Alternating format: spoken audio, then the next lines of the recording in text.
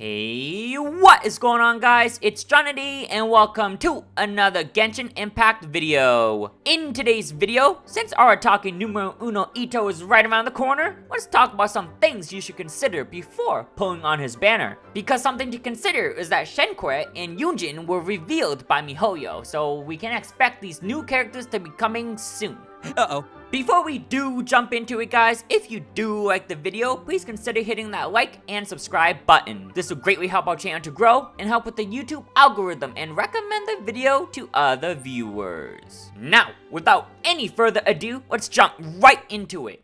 First, let's review his kit and see what type of playstyle it's going to be. Itto is going to be a Geo 5-star character that wields the Mighty Claymore as his weapon. His role is going to be a main DPS, but what's interesting is his main source of damage is going to be through his charged attacks, and they have a stacking mechanic. When he uses normal attacks, he'll deal 4 consecutive strikes, and on hit, the 2nd and 4th strike will grant him with 1 or 2 stacks of superlative super strength respectively. Now, what do you do with this so-called superlative super strength? When you hold and perform a charge attack, Itto will consume these stacks and unleash Arataki Kisagiri slashes depending on the amount of stacks you currently have. If you have no stacks in your possession, then his charge attack will just perform a single Saichimonji slash instead. But as long as you're hitting your targets with literally anything, then you'll see no issues with gaining stacks. His elemental skill, Akayushi Burst, makes him throw Yushi, the young bull and also a member of the Arataki gang. When on the field, Yushi will attack opponents and grant Itto with 1 stack of superlative super strength.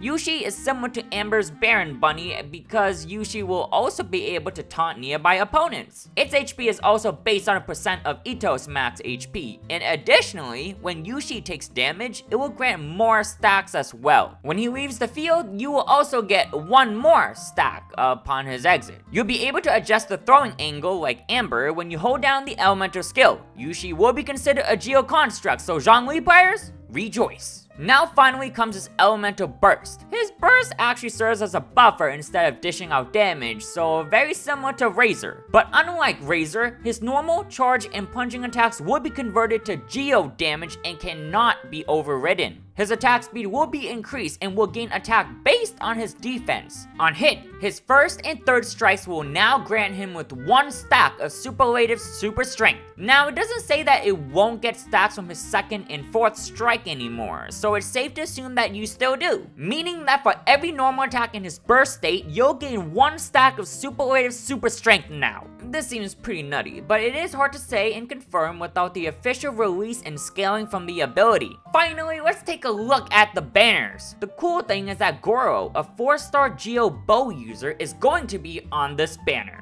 Goro is going to be great with Itto. His elemental skill in particular serves as a buff, and depending on how many Geo characters you have on the party, you'll get even more buffs. You'll also complete the Geo resonance as well, which is one of the best resonance in the game. You will need a shielder on your team though. Shangling and Noelle are great options, but Noelle in particular is a character that is accessible and will also benefit from the increased defense from Goro. More defense will increase Noelle's shield durability, while more defense for Itto will increase his damage. Seems like they make a pretty great trio. Shangling is another character that you'll want to chase some constellations for, because the higher her constellations are, the more damage she will provide for your team.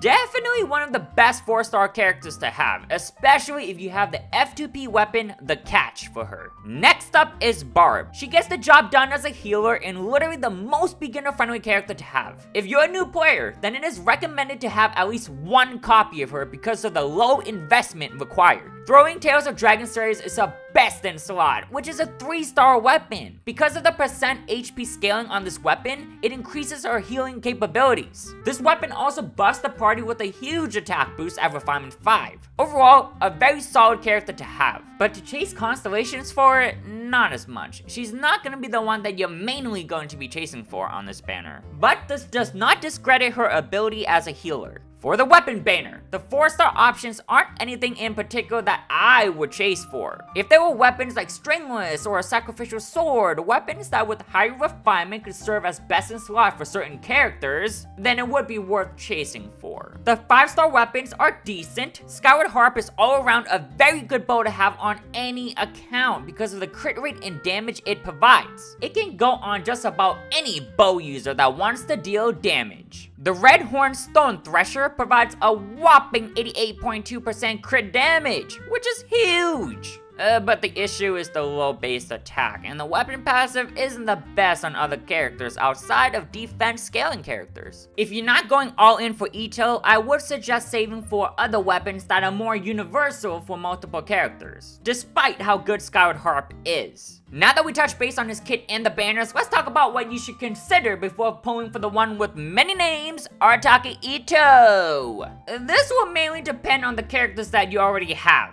Again, Itto is a main DPS, so what you'll want to do is take a look at your party and see if you have characters of a similar role. If your party is stacked with main DPS, then you might want to proceed with caution because your other 5-star characters might get benched after investing resources into them. It's more frightening to own a bunch of main DPS versus support characters because you'll generally only have one main DPS on your team. This is why characters like Albedo, who just recently received a rerun, will always blend well into a party because of his amazing off-field DPS. Characters that require low budget but still fulfill their role are ones to watch out for because of the low investment that's required. Do you have a weapon you can use? Do you have artifact sets for the new character? These are questions to consider before investing fully into a character, especially if you are building multiple characters currently. Now, this isn't to say that Itto isn't going to be a low investment character. Since he has defense scaling, building him will generally be easier, and for weapons, the White Blind, which is a craftable, might even be a good contender for weapon choice. We'll need to see the scaling on his release though, but he does have a dedicated artifact that works so well with him. The Husk of Opulent Dreams provides the user with defense and geo damage. This set works on multiple geo characters that scales off of defense, so you have a lineup of characters that need this artifact, then this is the set to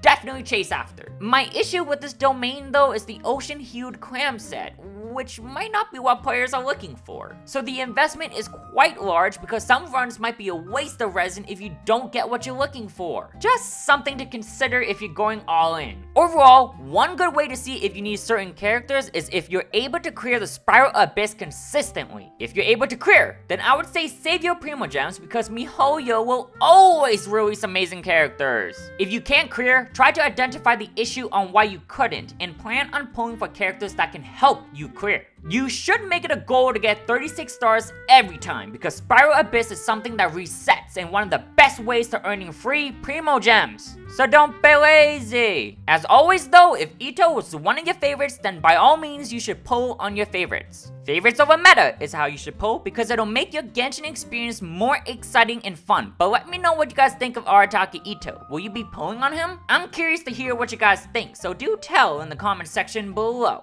For me, on my main and FTP account, I'll sadly be skipping because I already have 2 main DPS on both accounts. Both accounts can clear the Spiral Abyss with 36 stars, so I'll be saving up for future characters. Alrighty guys, thank you so much for tuning in. If you did enjoy the video, be sure to smash that like and subscribe button. Don't forget to also turn that notification bell so you don't miss out on any newly released videos. I've been Johnny D, and until next time, I'll catch you guys in the next one.